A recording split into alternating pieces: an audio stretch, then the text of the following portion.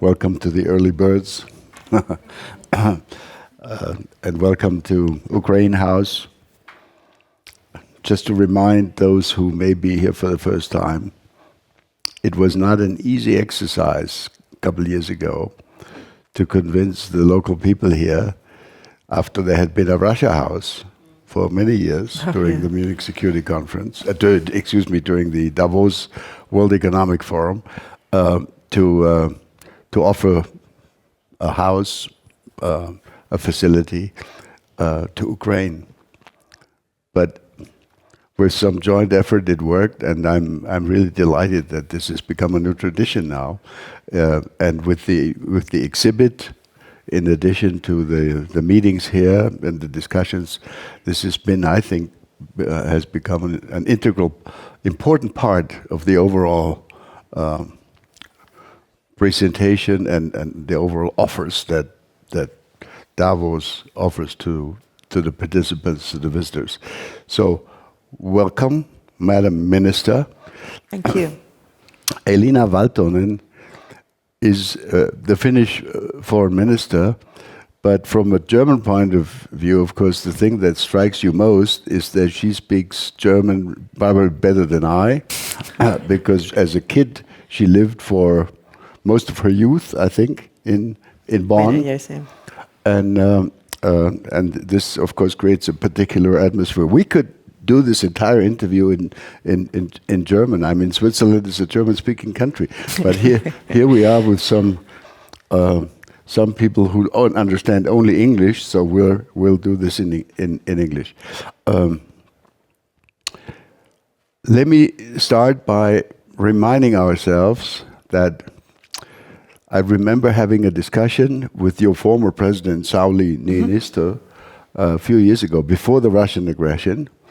And he talked to me about how maybe the Munich Security Conference could be involved in, could be helpful in shaping events that he had in mind to celebrate 50 years of the Helsinki Final Act.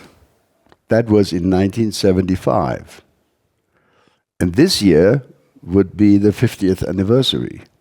And of course, the idea was to cement the rules that had been established in 1975, had been reinforced and repeated in the Charter of Paris in 1990, etc., and so on and so forth. Now, this dream, which President Niinistö had, of course, has been eliminated, or at least made impossible for the time being, after what happened in 2022. So maybe you might want to start. Of course, we want to hear also about how you assess the impact of the arrival of Donald Trump on the Ukrainian issue, on the conflict. But share with us, if you could, your thoughts about where Finland is. I mean, after so many years, Finland decided to totally change course and go for NATO membership. And NATO membership has, of course, now become a major issue over the last number of, also for Ukraine. Is that an achievable goal? It's certainly, I would imagine you would say that, a very desirable goal. You made it. The Ukrainians are still waiting for it. So maybe talk to us for a little bit about these issues. Well, thank you, first of all, for having me, the Ambassador Ischinger, here this morning, and so many important topics. But let me start with the OSCE. Finland, indeed, this year is the chair of the OSCE, the Organization for Security and Cooperation in Europe. And even though one participating state is blatantly violating against not just the UN Charter, but the Helsinki Principles, those principles which were signed in the Helsinki Final Act back in 1975, we do think that those principles hold a lot of value still today, and especially, I would say, even that if it wasn't for the OSCE, if it wasn't for the Helsinki Principles already, we would need to invent those now. And certainly we try to look into the future, even though it's massively difficult in this situation where Russia is very aggressive towards Europe, and of course the main theater of the aggression is showing in Ukraine, and this war of aggression, this invasion is something nobody expected. And of course we hope that this will be the year where Ukraine finally gets peace, but not just peace as a word, but really lasting and just peace. And we are definitely also, as chairs of the OSCE, trying to put all our effort, all our energy behind that goal. And indeed, together with our president, we also had a very good conversation last night with President Zelensky, and just less than 2 weeks ago, actually, I was in Kyiv myself. I wanted to just show that, well, of course, we had very good meetings, but also that was my first trip as the OSCE chair, and I wanted to do that to Kyiv. Always good to go.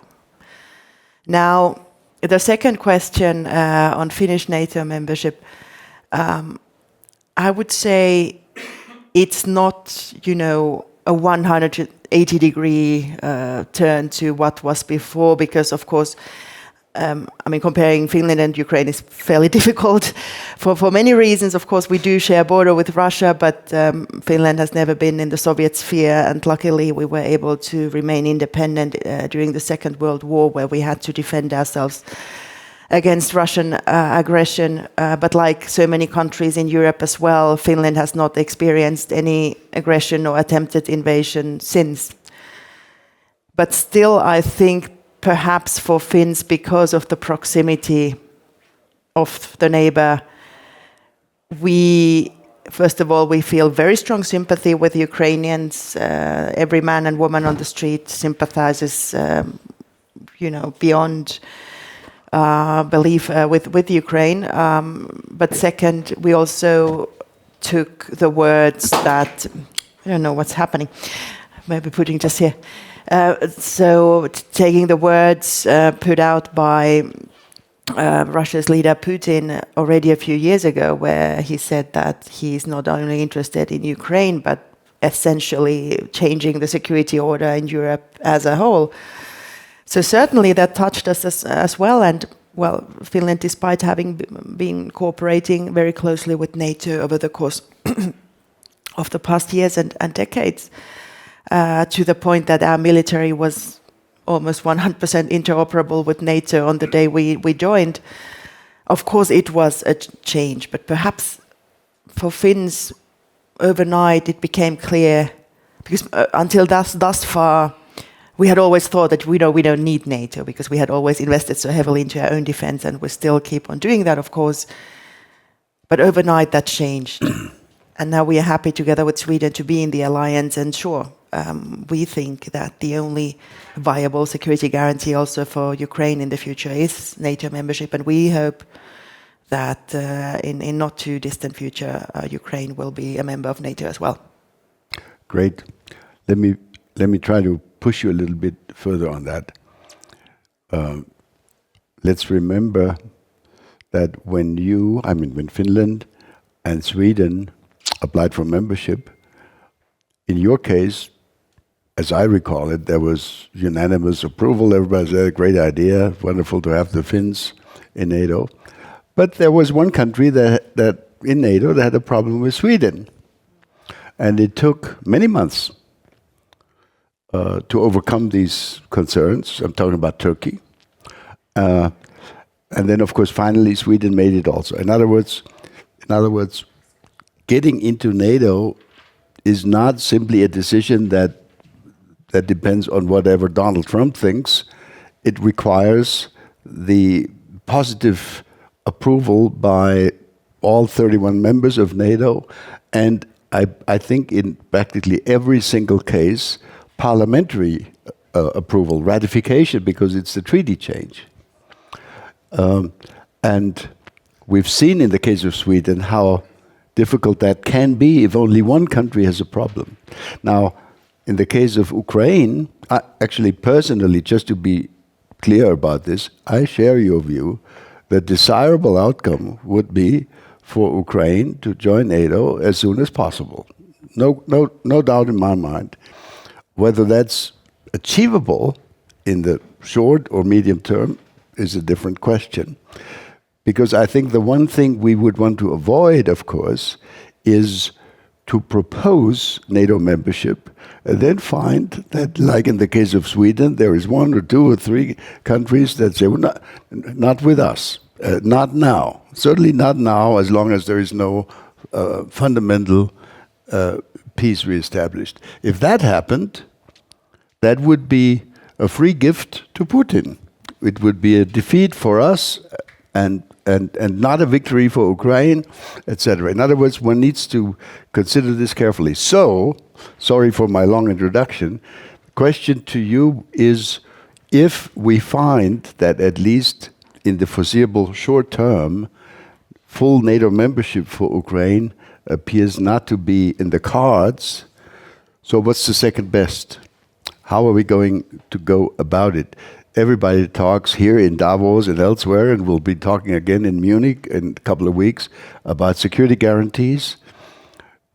Quite frankly, if I were an Ukrainian, I'd be quite skeptical about any piece of paper, because you guys have experienced what, the Budapest Memorandum was worth once it was tested, etc. So, are there any Finnish views, any views of your own?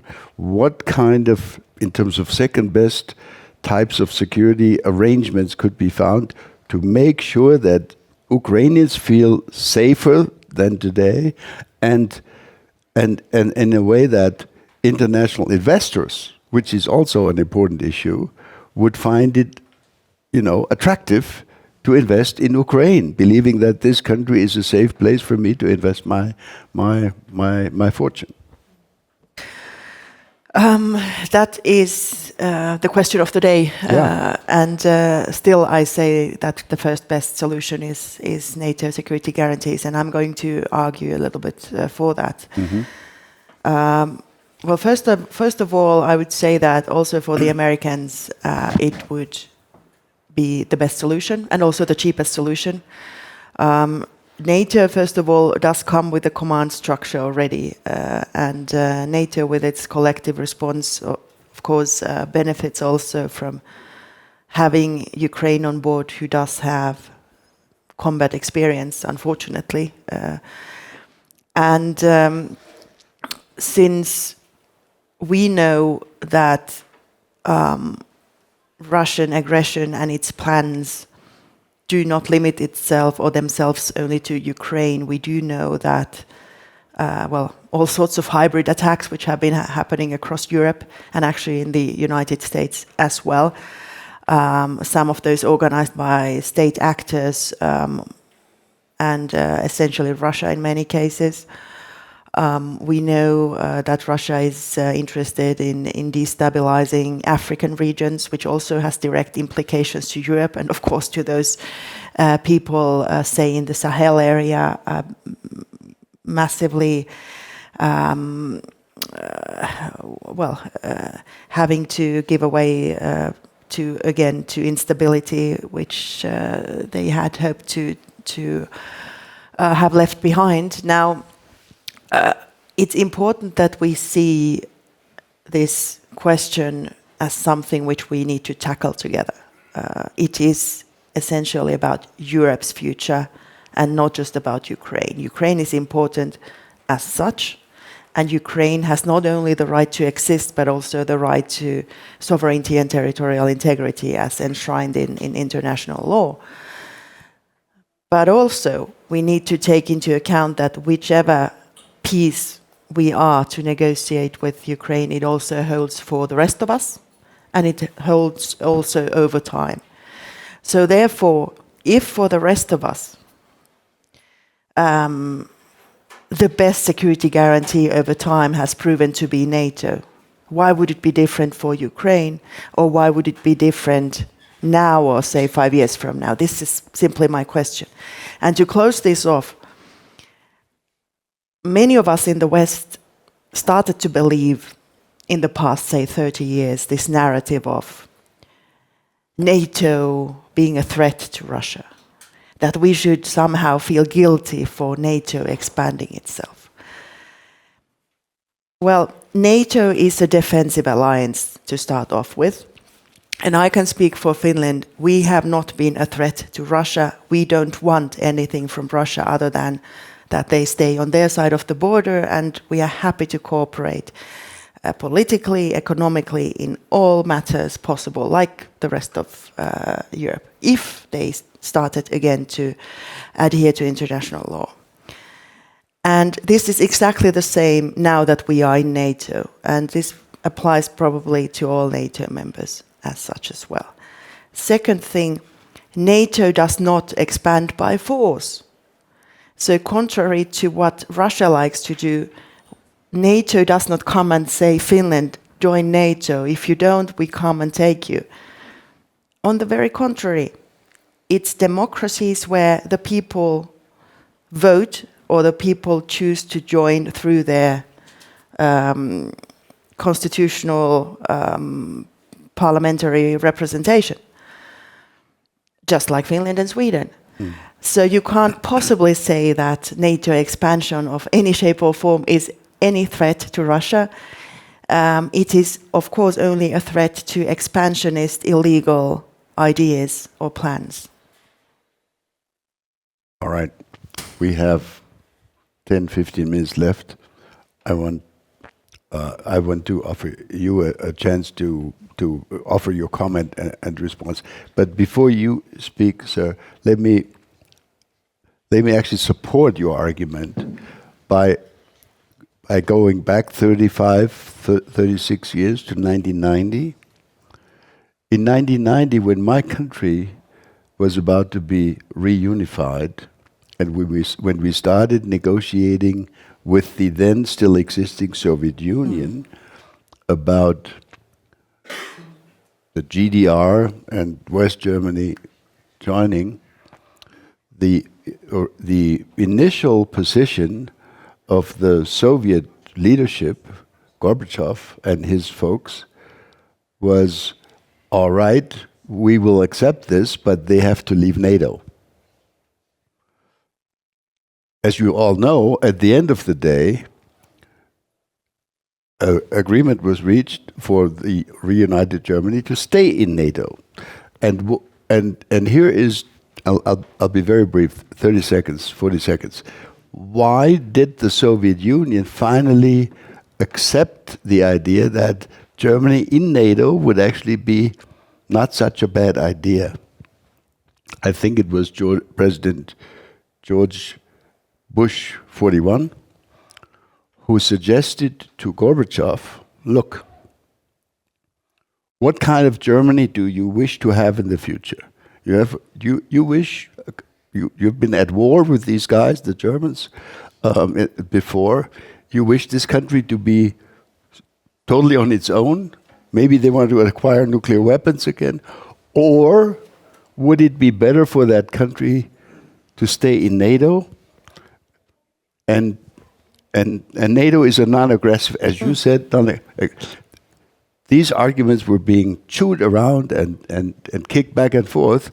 And at the end of the day, the Soviet Union accepted the idea that maybe even from a Soviet point of view, Germany in NATO would be not such a bad idea. So in other words, the negotiators, if and when a negotiation starts, the negotiators might remind the Russian leadership that their predecessors actually were smart enough to accept this idea. I'm very happy to welcome two very unknown brothers. They are particularly tall. That's what we know them for. But welcome. It's really great to see both of you in one place. This is really perfect. But now a comment from David Chair of the Rada, please. Thank you, dear Excellency. Dear Excellency, Ms. Valtonen, we're very warm, thankful for all that Finland made for us for these 3 years. And my question maybe it will be more question than mention. On behalf of Verkhovna Rada, for us all time was very, very we couldn't understand why Nordic Baltic support us so much more than other parts even of Europe. I don't want to discuss about support of all coalition of different allies or NATO exactly, but all time Nordic Baltic and Finland particularly shown example that it's not very difficult to support Ukraine. It's normal for economy. It's not some threats for your security. It's not some threats for your economy, and you can do more and more and more. And some countries from Nordic Baltic coalition deliver it much more than, I don't want to be non-diplomatic, but like much more than half of Europe, okay, I would say. What is the secret of your courage? And can you share this secret of courage with our partners? Maybe not only in this, honorable auditorium, but on different spaces, areas in NATO, when your voice, I think your voices with Sweden will be very loud next years, because you newest all time, can be more active and more not in rules. I'm very agree with you about Mr. Ischinger about that some problem to NATO without accepting Ukraine can also be if Ukraine will stay by our own. Because 1 million troops in our country, it's very, very big advantage and possibility for NATO. But to leave it behind, it's some threats. Thank you. Thank you very much. What I suggest, because we don't have a lot of time left, I want to make sure you have the last word here. But I understand that the mayor of Kyiv would also like to add a word. Please, sir, Mr. Klitschko. Good morning, everyone. And tell us whether you are worried now that Donald Trump has assumed the presidency. Is this good or bad for Ukraine? I'm sorry, I'm not understanding the question one more time. First of all, good morning, everyone. It's great to be here and great to see you. And the congregation in Finland have right now the protection, safety for the future. And for me and for everyone in Ukraine, it's a very important question.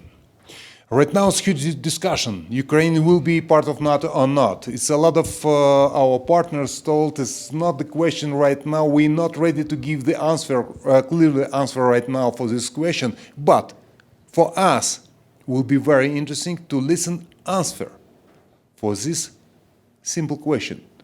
The guarantee for Ukraine, for the future, against next aggressive steps, what can do it Russia if we're talking about freezing conflict, and if we're talking about temporary peace for some period of time. Right now, a lot of questions we have, but main question right now for every Ukrainian, guarantee. No discussion right now, Ukrainian want to be the part of European family. It's actually a reason of this senseless war, because we want to be the part of democratic world. But it's very important for us to have guarantee from our partners. One of them, we talk about a long time, it's NATO membership. If not, which one? Yeah. The question. Thank you. Thank you very much. Again, you're going to have the last word. Before you came in, we did have a bit of a discussion about why it was so easy for Finland to join NATO and why it has been so difficult within the NATO family to come to a conclusion. Let me just offer one observation. With or without NATO membership, I think what's going to happen is that Ukraine will be in the future, provided that there will be some end to this conflict, hopefully rather sooner than later, Ukraine will be the most experienced, best equipped, strongest military power in Europe. Much stronger than, for example, Germany, France, the UK, much stronger. In other words, the geography of the military balance in Europe is shifting to your country. And I've been attracted, as a second best. I'm also in favor of NATO membership, hopefully as soon as possible. But as long as it hasn't happened, I'm in favor of what some of the analysts have called the porcupine theory. The porcupine, in German, it's the Stachelschwein. The porcupine theory means that Ukraine must be so strongly equipped that no tiger dares to attack it. The porcupine is never going to be attacked by the tiger because it has these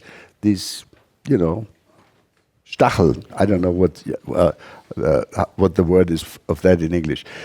In other words, I think that you should be equipped. Your country should be equipped in a way that creates the utmost possible deterrence effect on Russia, with or without NATO membership. If with NATO membership, then we would be living in a perfectly arranged situation. The last word, we have 3 or 4 or 5 minutes, last word goes to the minister. Please. Well, thank you so much. So many ideas to ponder on. But first of all, I think this experience from the German unification is massively important, also something which now in the election year of Germany should certainly be talked about much more, and certainly the argumentation behind it. And interestingly, it was exactly the year 90 when my family moved to Bonn in Germany. So this is also very close to my personal history. I was 9 years old though, but very much, smelling the wind of change, if you will, when moving there. But anyway, so yes, I think if we look at the security guarantee question, well, first of all, I agree with you fully that it's about credible deterrence. And again, the first best solution is NATO, and I think that's definitely something we should be aiming for, not just in the long term, but in the short term for Ukraine. But what comes to Europe's role within NATO, that needs to be so much stronger. I think over the course of the past 30 years, especially, many European countries thought that maybe, the wars are over, we wouldn't need to invest into defense. Finland never had that luxury because we have a very long border with Russia, even though we thought and we hoped as well that Russia would become a proper democracy with, value for human rights and all that.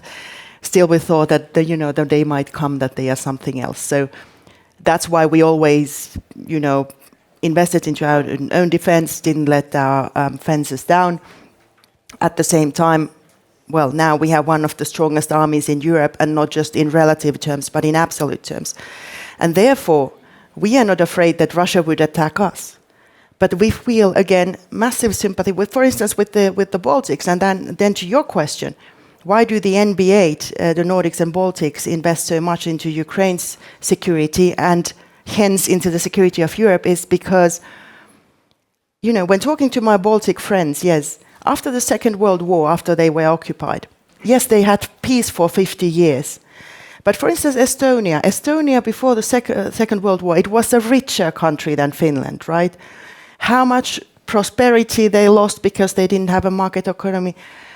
Not to think of all the people. We have still families in Estonia who don't know where their relatives ended up. And it's not just it's tens of thousands, it's hundreds of thousands of people if we take the entire region combined. And then, of course, taking away the freedom to choose, which is the worst thing you can do to any human being. I think this is the reason why we owe it to Ukraine and to everybody else for that matter. And again, Russian aggression has so many forms and it can come from so many directions. We are everybody in the same boat.